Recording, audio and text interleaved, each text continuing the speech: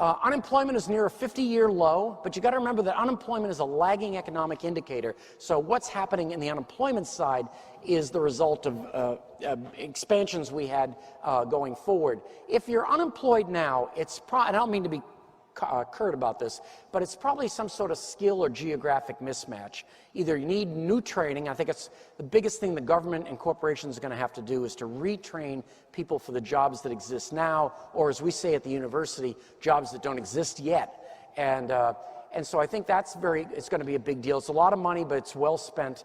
And geographic mismatches. Probably everybody here has moved at one point or another, and people are going to have to move for where the jobs are. So that's kind of what we're seeing. Another thing you hear a lot about is, okay, unemployment is below 4%, but what's the labor participation rate?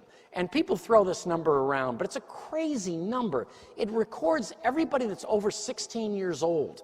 So it includes students. I think that's a good thing that go to school. Includes people at home running a family. It includes the disabled. It includes the retired. You know, I was going to call this slide, "Get up, Grandpa." You know, and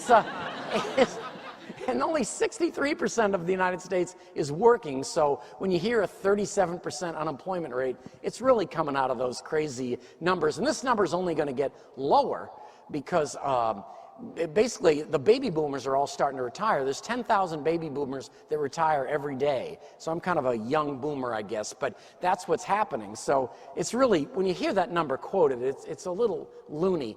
The shift is, and you know this from your own profession in safety, is that we've basically the jobs that require your mind are going up and the jobs that require hands are going down. And that's been going on for a long time here. Economics. Alan Greenspan said a couple of weeks ago the tariffs are insane, and they are. Tariffs don't work. They've never worked, and it's the reason the economy is slowing down so much. They can't really be won. And then Adam Smith, who's the father of modern economics, said nothing can be more absurd than the whole doctrine of the balance of trade. You got to remember, if we have an imbalance of trade, the reason is it means nothing. It's a zero economic indicator, because what it means is that our people, our consumers and our businesses are richer than their consumers and businesses. So we can afford to buy more of theirs than they can buy of ours. So that's all it matters. And I'm the only person left that thinks the federal deficit really does matter. I don't know. I don't know what the heck happened. It seemed to be important. It was in the first chapter. And and you can see this is an interesting way to look at debt, and I think it's a good way, really. It's the way economists look at it, is they take the U.S. debt and they divide it by GDP, the whole size of the economy. Now, that's to give it some scale and some perspective. Like if you were to go to a bank and look for a $10,000 loan, if you were only making $10,000 a year, that would be a really tough loan to get.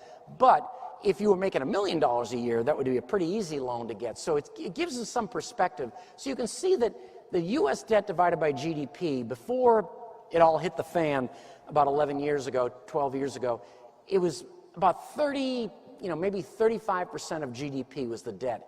And then it went way up during that recession, then kind of leveled out, and then it was expected to, that CBO projection, that's Congressional Budget Office, was expected to just keep creeping up to a very scary level of 89% of debt. But with the tax cut, that dotted line is where we are now.